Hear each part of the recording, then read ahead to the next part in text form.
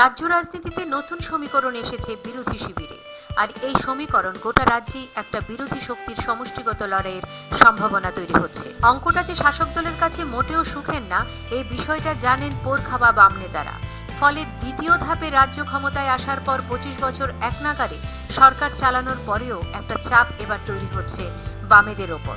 আর সেই চাপ সামলানোর জন্য বছরের হিসেব শেষ করে মাসের হিসেব চলে আসা আসন্ন বিধানসভা নির্বাচনের লক্ষ্যে ঘণ্টা বাজিয়ে দিয়েছে।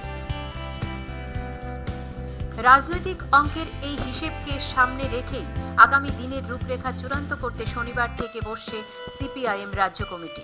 দুদিনের এই রাজ্য কমিটির বৈঠকে রাজনৈতিকভাবে বিরোধীদের কাবু করে অষ্টম বামফ্রন্ট সরকার গঠনের লক্ষ্যে পরিকল্পনা তৈরি হবে। রাজ্য কমিটির বৈঠকে গোটা বিষয়টাকে একটা স্ট্রাকচারে আনার জন্য দলীয় স্তরে উদ্যোগ নেওয়া হয়েছে।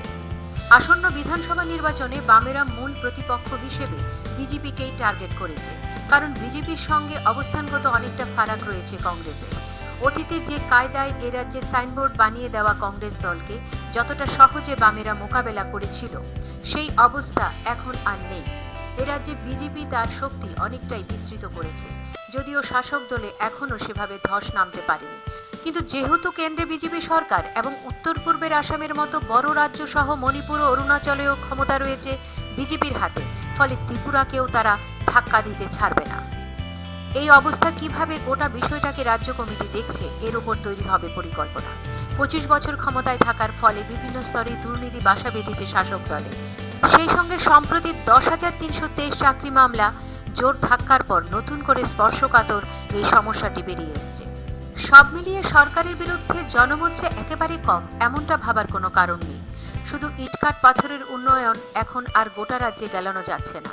দলের নিচুতলার সঙ্গে সাধারণ মানুষের সংযোগ আর আগের মতো নেই। এই বিষয়গুলিতে কিভাবে কাজ করতে হবে আগামী কয়েক মাস রাজ্য কমিটি দলীয় স্তরে এই বিষয়গুলিতে সিদ্ধান্ত নিতে পারে বলে সূত্রের খবর। Bureau report, news vanguard.